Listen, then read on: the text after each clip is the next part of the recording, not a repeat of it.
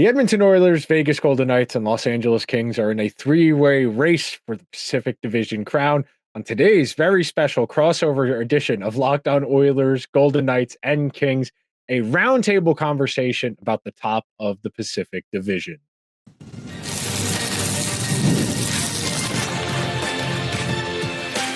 You are Locked On Oilers, your daily podcast on the Edmonton Oilers, part of the Locked On Podcast Network, your team every day. I'm Eddie Garcia, host of Locked On LA Kings. It's time for a special episode brought to you by Gametime. Download the Gametime app, create an account, and use the code LOCKEDONNHL for $20 off your first purchase. Terms apply. Download Gametime today. What time is it? Game time. It is also time to meet the other hosts of this show. Joining me is Chris Gawlik. He is the host of Locked On Golden Knights. And is Nick Zararis. He is the host of Locked On Oilers. And we are going to talk about our season so far and what may be to come for our three teams. Guys, thanks for joining. We did a similar show before the season started with the hosts of the four teams that made the playoffs out of the Pacific last season. Sorry, Canucks. Today, we're just including the top three teams, and I'm really curious to find out how the seasons have gone for your teams so far this season. How have things gone as expected, or maybe what things have surprised you? But since the Golden Knights are leading the division, seems fair to start with you, Chris. And as I recall, all three of us picked the Oilers to be the top team in the Pacific, I believe. And that could happen in the end, but right now, the Golden Knights are on top. Give us a quick take on the season so far and how things have gone for the Vegas Golden Knights to this point. Yeah, before we get in, obviously everyone in Vegas is thinking about LA and that region, everything that's happening, and we just hope for the best for everybody. I think that's not enough words to say, but just want to make sure that everyone understands that we're thinking of them out here in Vegas and everything. Thank you, Chris. Much appreciated. Thank you. Yeah, no, that said, back to the hockey here, how the season's going. Unexpected, number one. Pleasant surprise, of course. It's nice to see the Golden Knights where they are. I know there's a lot of season left, but kind of controlling their destiny, so to speak, as far as the playoffs are concerned. But knock on wood, it's actually January the 15th. There you go. You're posting on Wednesday. It's January the 15th, and the Vegas Golden Knights will be icing a 100% healthy roster. So that's really important. Will that last? Who knows? Inserts Mark Stone LTIR joke here, of course. But right now, everything is good in VGK land. It's a very pleasant surprise to a season that could have gone a million different ways so far. Nick, I mentioned that all of us thought the Oilers would be the class of the division at the start of the season. Could end up being the case, but not so far. After making it all the way to the Stanley Cup final a year ago, how has the first half of the season gone in your mind for the Edmonton Oilers? That first month was definitely a little hairy. They were very slow out of the gate. Their special teams were atrocious. If you go back and look through their first 10 games, they were giving up a power play goal against every third penalty kill, and you just can't be a competitive hockey team when you have a 66% penalty kill. And ever since then, they've really started to stabilize. Since about mid-November, they've had the best points percentage in hockey. Since November 23rd, they're 15-6-1, and they've really put together a weird team in the sense that the team is designed around scoring goals and playing as little defense as possible.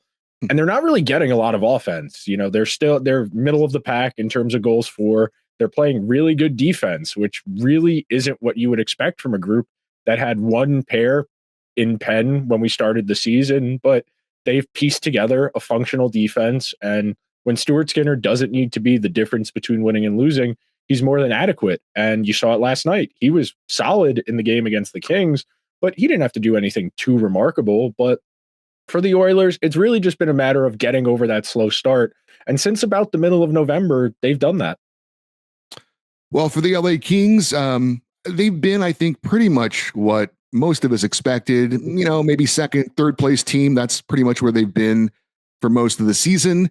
I think they're actually doing a little bit better than I expected. It is amazing that they've had a pretty decent stretch over the past few weeks and yet have not been able to gain any ground on Vegas. And when they were in second place, they couldn't separate themselves from Edmonton because you guys are playing so well also. But the offseason additions, goalie Darcy Kemper, forward Warren Fogle, Tanner Jeannot, and defenseman Joel Edmondson all have been positive additions. They've all pretty much filled the roles they've been asked to fill.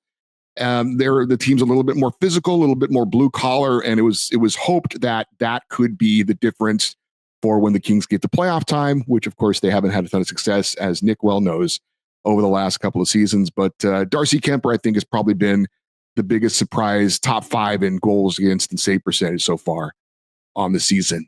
So we are just at the halfway point pretty much for all of our teams. Chris, who's your first half MVP for the Vegas Golden Knights and why? It's Jack Eichel, without a doubt. The season that Jack is having is just remarkable right now.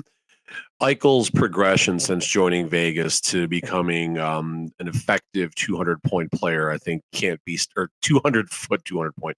That's McDavid.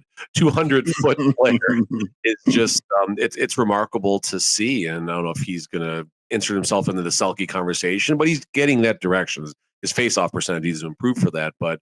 Jack Eichel, without a doubt, 54 points, missed the game on Sunday against the Wild. Hopefully just an illness. And in Vegas, you never know. We don't call them maintenance days. We call them maintenance day-to-days now. Maintenance day-to-day, because you never know what that could swell to. But 54 points, 43 assists for Jack. He's on pace for somewhere in the 100 and teens as far as points on the season. And you take Jack Eichel away from this team for a long stretch, it would be disaster, I think.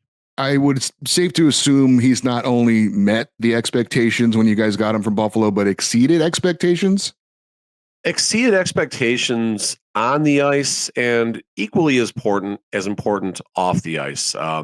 Just a good citizen. Does a lot of work with Best Buddies and different charitable organizations, and just very supportive. Listen, we know what the vibe was coming out of Buffalo, and how a lot of teams still feel about Jack based on what happened in Buffalo. But I can tell you, he is an outstanding human to interact with when there's cameras, when there's not cameras, private conversations, public conversations. Great human, and listen, I'm sure he had some growing pains in Buffalo, and it also helps the leadership and the veterans that he has around him here in Vegas. And he's become a professional in every facet of his game. And one of the contentious points with Buffalo was that neck surgery that he wanted to get. The Sabres didn't want him to get it because I think no NHL player had ever had it before. Has there been no issues whatsoever with that neck surgery?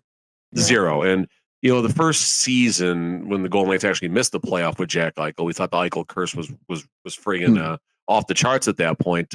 Every time he took a hit, everyone's kind of holding their breath and stuff, but there's no concerns whatsoever as far as the neck, thankfully.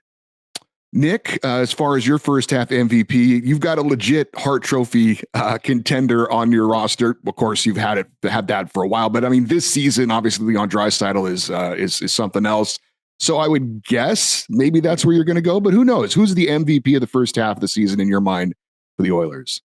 The thing, and the strongest case for Draisaitl is the fact that his most common line mate this year is Vasily Podkolzin, who played 19 NHL games last season, had 0 goals and 8 points in said 19 games as a fourth liner for the Canucks. And Leon's done a lot of work this year with him, with Kasperi Kapanen, who they claimed off of waivers in November, and with Victor Arvidsson, who's been in and out of the lineup with nagging injuries. So looking at the splits, the fact that McDavid gets to play the majority of his minutes with Bouchard and Ekholm, whereas Draisaitl's playing a lot of his minutes with Darnell Nurse and Brett Kulak. When you look at his impact on the team when he's on the ice versus when he's not, it's just been invaluable that they've been able to separate McDavid and Leon this year in a way that they really need to, because offense has been difficult for them to come by this year. And when you have at least those two guys playing separate from each other, it allows you to, I don't want to say get by, but it makes it a lot easier where you're not overly reliant on 3 lines to try and figure out how they're going to chip in 1 or 2 goals to complement when they throw together McDavid, Hyman, and Draisaitl. They still do that from time to time when they're chasing a game or they need a goal. But for the most part, it's been an all hands on deck kind of approach. If you go look at the counting stats, once you get past Leon, Connor, and Bouchard, there is a significant drop off in the point totals once you get past those first 3 guys. And the fact that Connor and Leon are doing it separate from each other is keeping the Oilers where they're at. Well, the Kings midseason MVP might be a surprising name. Jack Eichel and Leon Draisaitl are not. How about Vladislav Gavrikov? He is a defensive defenseman, been a solid player for the Kings, second pairing guy on the left side for the most part. But Drew Doughty went down in the preseason. As Chris knows, it happened in Vegas with a fractured ankle. And we were like, oh boy, how are we going to get by with this? And first and second shift too. Terrible. Yeah. And head coach Jim Hiller, took a little while to figure it out, but he decided to take a left shot defenseman and move him to the right side on the top pairing. And we're like, okay. And it's worked out better than anyone could have expected. He's been amazing for the Kings. Might help out that he's in a contract year. Oh, by the way, it's funny how that happens, but he's been fantastic. Him and Mikey Anderson on the top pairing have been a great shutdown pair. Gavrikov's averaging 23 minutes, 51 seconds of ice time. He's a plus 16. That's 10th in the NHL amongst defensemen. And just has been unbelievable in filling in for Drew Doughty. So much so that we're wondering, is Drew Doughty just going to get his job back when he comes back in a month or so? They're going to break up that pairing that's been so unbelievable. So Vladislav Gavrikov has been the first half MVP for the LA Kings, which I would not have said at the beginning of the season. Coming up next, we're going to talk about some of our pleasant surprises. I guess maybe I kind of did in a way, but some pleasant surprises for the LA Kings, for the Golden Knights and the Edmonton Oilers coming up here on Locked On LA Kings, Locked On Golden Knights, and Locked On Oilers right after this. If you guys know me as the host of Locked On Oilers, you know I love going to live events, whether it's sports, music, theater, or a comedy. One of my favorite memories of last summer was going to see George Strait and Chris Stapleton. There is nothing like a country concert in the summer in a massive football stadium, 70,000 people. The energy, the excitement, it's what the summer is all about. And now our friends over at Gametime have made it even easier to get tickets for your favorite events with their new feature, Gametime Picks. This feature filters out the fluff to show you only incredible deals on great seats, so you don't have to waste time searching through thousands of tickets. Recently, my friends and I were debating what we were going to do for my birthday early next month, and we came to an agreement. We wanted to go to see the Devils play the Golden Knights in early February. And using the Gametime app, we found some amazing deals with Gametime Picks, and we could even see the view from the seats before we bought them. The super deal was particularly impressive, offering great seats at an unbeatable price. Plus, the app's all-in pricing shows the total cost up front with no surprise fees at checkout. So take the guesswork out of buying tickets with Gametime. Download the Gametime app, create an account, and use code LOCKEDONNHL for $20 off your first purchase. Terms apply. Again, create an account and redeem code LOCKEDONNHL for $20 off. Download Gametime today. What time is it? Gametime. All right, we continue our Pacific Division Roundtable. Time to get into some pleasant surprises so far this season. Could be an individual, could be some aspect of the team. Nick, I'll let you lead up on this one. Biggest pleasant surprise for the Edmonton Oilers so far this season. I mentioned Podkolzin with Leon, but so I'll do something different just for the purposes of keeping this conversation going. It's Brett Kulak, somebody who's been a third pair guy for most of his career, killed penalties on that Montreal team that went to the Cup final, but he never really played as many minutes and against the quality of competition as he's had this year. And Darnell Nurse started the season very, very slowly. He was on the ice through the first, 12, 13 games for half of the goals the Oilers had conceded through said first 14, 15 games. And there were real questions of who are we going to play with Nurse just to get these minutes passable, not even to win these minutes, just to not get destroyed in said minutes. And it's been elevating Kulak, playing him more minutes. It's been bumping Stetcher down the lineup, playing him a little bit less. It's been bringing Ty Emberson along slowly. I mean, I guess I'm kind of cheating by naming three defensemen all playing varying roles, but they've found a decent functional mix for what was their big question mark coming into the season. I mean, the first day of the season on opening night, the conversation was what defensemen are the Oilers going to add at the deadline to bolster this group and slide everyone down one spot. And to get to that point, they still had to play, the first 55, 60 games of the season before we could talk about a deadline ad. And Brett Kulak's been great in the role they've asked him to play this year. Chris, any pleasant surprises for your Golden Knights so far?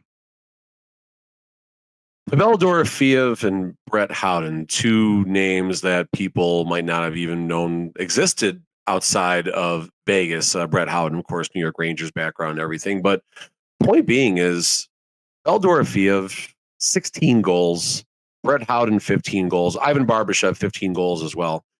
Those are your three leading scorers for this Vegas Golden Knights team that's either at the top or right at the top of not just the West, but the entire National Hockey League standings. So, yes, that's a pleasant surprise. Don't get me wrong. I'm very happy that Pavel Dorofeev is finding his way. Very happy that Brett Howden is having an outstanding year. Keegan Cole's our shout out there. Third, fourth line energy player, just hit double digit, 10 goals.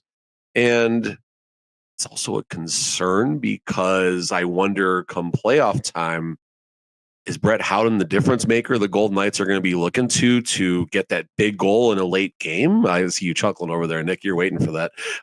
That's the thing here. That's what I wonder about as someone supporting and reporting on this team here. And it's very pleasant. Don't get me wrong. It's a very exciting story, but for me, it's also equally as concerning that the Golden Knights don't have that Jonathan Marchessault. Don't have that player that's going to be that go-to that can score 30, 40 goals. So interesting to see how it plays out. And again, there's over 40 games left in the season. So we'll see if someone does step into that sniper type of go-to player that's going to score the goals. But for now, fun to watch what Dorofeev and Howden and even Kolesar are doing. Very pleasant surprises. For the LA Kings, I think their pleasant surprise has been a guy who's been a pleasant surprise in his brief time. A young player and a young forward named Alex Laferriere. Rookie season last year, comes out of Harvard. We were expecting him. He's going to at least spend a season in the AHL, but through circumstances and his solid play, he played 81 of 82 games last year, 12 goals, 23 points. This season, he's already passed those numbers, 13 goals, 26 points in 41 games. He carried the offense for the early part of the season. He's gotten more aggressive, more confident, going to the net, battling, something he didn't do a lot of his rookie year when he was just kind of getting his feet wet in the NHL. Also getting some time on the Kings' second power play unit. Should be getting better as he goes forward. But I'd say second-year forward Alex Laferriere has been the Kings' pleasant surprise since he joined the team and continues to be so. So even though all three of our teams have had very good first halves of the season, there's always things to improve on. Nick, what is the one thing or maybe one player for the Edmonton Oilers that needs to get better going forward? You could name a few guys. You could say Ryan Nugent-Hopkins. You could say Jeff Skinner. You could say Victor Arvidsson. You could say Adam Henrique. I'm going to say Jeff Skinner purely because he just hasn't found a fit even in the lineup, let alone playing well. He's been out of the lineup more than once over the last few weeks when they've had variability, when they've needed to dress a seventh defenseman, when they've preferred to dress an extra defensive, someone like Derek Ryan over what Skinner brings to the table. And this was supposed to be, the perfect free agent mercenary signing. You bring in a guy who scored 30 goals a couple times to ride shotgun with Connor or with Leon. He puts up 30 goals. He goes to free agency and tries to get a 3x5 from a bad team. And everybody lives happily ever after. You get to ring chase on a good team. You get to put up good stats. And you get to get that one last big contract. And it just hasn't come together. They started the season with him on Leon's wing. That didn't really click. They started the season very slow. Some of that was just bad shooting percentage luck. They were 4 or 5% those first 10 games. And naturally, when you're a coach, you need to find some way to get your offense going. So Skinner ended up getting the short end of the stick there. And he hasn't really been able to find his way back into the top six. He can't get on the first power play unit because they have a consistent unit that's been the same for 3 seasons now, and they're not going to change that. But Skinner's still talented. He's still fast in a straight line. He's still got a wicked shot. It's simply a matter of, is there a fit here, or is there an argument to say, let's try and make a hockey trade? Let's send him somewhere where we can get something that's going to fit what we need from the role we're asking. Because I don't think anybody expected Skinner to only be playing 12, 13 minutes a night and being a candidate to be healthy scratched. I mean, they signed this guy within the first hour of free agency opening back in July, and he's not even in the lineup. Chris, obviously the Golden Knights have had a nice first half, as you mentioned, amongst the top teams point-wise in the entire NHL, but there's always things to improve on. Maybe you've touched on this a little bit, but any player or any aspect of the Golden Knights that needs to get better going forward? Start with Tomas Hertl. Hertl's been a very nice story, pacing for about 60 points. Minus 10, though. 5-on-5 play, I think, is a little bit of a concern. He's also been moved around in the lineup a lot. He's been centering sometimes, been on the wing sometimes. Some he's never done his entire career. But starting to find his way on the wing just kind of depends on the Golden Knights circumstances. Would like to see his 5-on-5 metrics improve a little bit because minus 10 for someone who's going to be in that second line role concerned once the playoffs start. From a totality perspective, a little concerned about the depth right now. Mentioned Dorofeev, Brett Howden, leading scorers for the Vegas Golden Knights. It's a bit it's equally as exciting as it is concerning for me. You look down at like a player like Alex Holt, who the Vegas Golden Knights brought in. He's got just a couple of goals and a small handful of assists after scoring, I think, 16 goals in a complimentary role with a bad New Jersey Devils team last year. So you'd like to see someone like that do a little bit better. The depth is a concern, especially on the wing. However, that's where we have this GM, Kelly McCrimmon, who likes to pull rabbits and players and all sorts of luxurious items outside this top hat while he's tapping a magic wand against it and finding ways to creative ways to increase the Golden Knights' skill while somehow managing to stay kind of partially cap compliance. As for the LA Kings, great defensively, but sometimes they do struggle to find offense, as Nick knows with the last game that they played against the Edmonton Oilers. A couple of names I would throw out there would be Kevin Fiala and Trevor Moore. Trevor Moore was a 30-goal scorer last year, and people wondered, was that an anomaly? Was that a career year, or is this a guy that was breaking out? Well, at this point, it looks like it was kind of a career year. He's really struggled to get anything going. And Kevin Fiala can be a dynamic player at times, but he can also make a lot of mistakes and try and force a lot of things. And he has just not been the player the Kings need him to be. As far as, though, an aspect of the team, the power play has been awful this year. It's bottom 5 in the NHL. It's at around 15%. Maybe when Drew Doughty comes back, who quarterbacks the number 1 power play unit, maybe that helps, but I don't know that that's enough to significantly turn around what has been a bad power play and not getting any better at all so far this season. So I mentioned the Kings, great defense, but offensively challenged. If their power play was just okay, it would make a huge difference. But the fact that it's been bad and not looking any better is certainly a big concern for the LA Kings. Up next, we're going to talk about some familiar names that all of our teams know about, and also kind of look down the road a bit. That's coming up next on this special edition of Locked On Oilers, Locked On Kings, and Locked On Golden Knights. You just realized your business needed to hire someone yesterday? How can you find some amazing candidates fast? Easy. Just use Indeed. When it comes to hiring, Indeed is all you need. Stop struggling to get your job post seen on other sites. Indeed Sponsored Jobs puts your post at the top of the page and helps you reach the right candidates faster. I've been in that spot where you need the right hire like yesterday. The pressure's on, and every day without that right person is a setback for everyone else at work. That's exactly when Indeed Sponsored Jobs come in handy. They make sure your post is seen by the right and most qualified candidates as soon as possible. Now, you can speed up your hiring process with a $75 sponsored job credit. Just go to Indeed.com/lockedon right now, and you can support our show by saying you heard about Indeed on this podcast. One more time, that is Indeed.com/lockedon, so they know we sent you. Terms and conditions apply. Hiring, all you need is Indeed. All right, we are wrapping up our Pacific Division roundtable. And Nick, the Kings have a former Oiler on the squad this season that was part of your team that made it to the Stanley Cup Finals last year. Warren Fogle has come over and been really good fit for the Kings. Numbers aren't going to blow you away, but he just does everything really well. Good energy guy, grit. He just makes a lot of things happen on the ice and has been a really good fit here. And even though they weren't traded for each other, it almost seems like they kind of were. But Victor Arvidsson, you mentioned, left the Kings, signed with the Oilers, kind of a similar type player, but we liked him in LA, but he always seemed to get hurt. And you mentioned it earlier, he's been nicked up this year, but how has Victor Arvidsson worked out in Edmonton? When he's been in the lineup, he fits nicely as a complement to what Leon and what Podkolzin have brought to their line, because Podkolzin is just, like a dog playing fetch. The puck gets below the goal line and he just doesn't stop skating. He's got a great motor. He wins the puck. He gets it to Leon. And then Arvidsson has done a nice job for a guy his size. He does a good job of getting to the net front, of getting low, for lack of a better word, using his body leverage to create space for himself. It just hasn't really come together for him. The underlying numbers are decent. They're winning the minutes he's out there.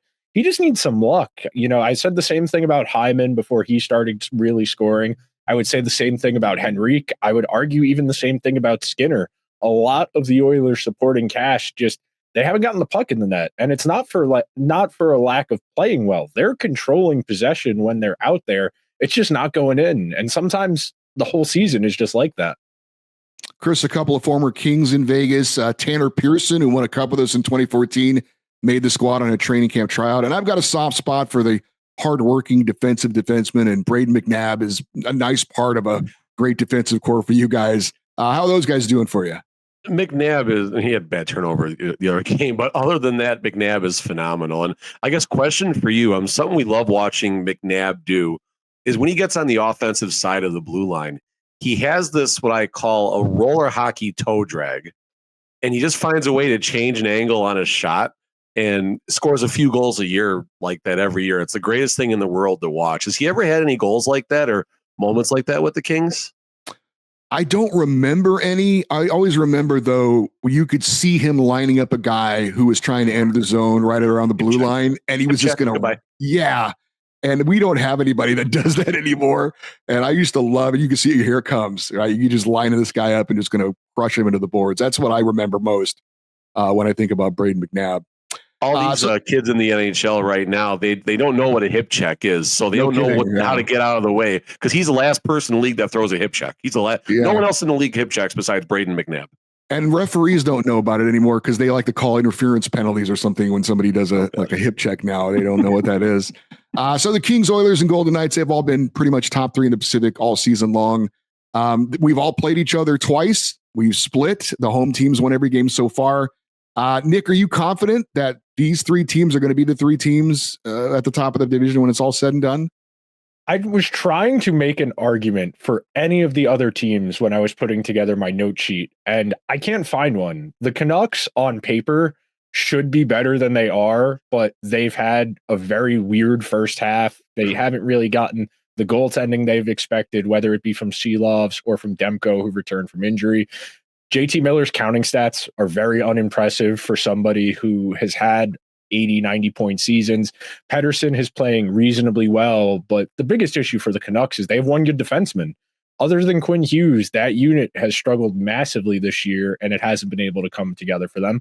The Flames are a nice story, but I don't think they're capable of stringing together the wins requisite with getting into this conversation. Could they hang around as a wild card? Sure. I don't think they're leapfrogging any of these teams. I don't see an argument really for anyone leapfrogging our three teams. It doesn't seem likely based on what we've seen so far. Of course, things can change, the second half of the season. We'll see if anybody can string something together. But based on what we've seen, no, I think we're absolutely the first three teams in the Pacific. It's just a matter of the order.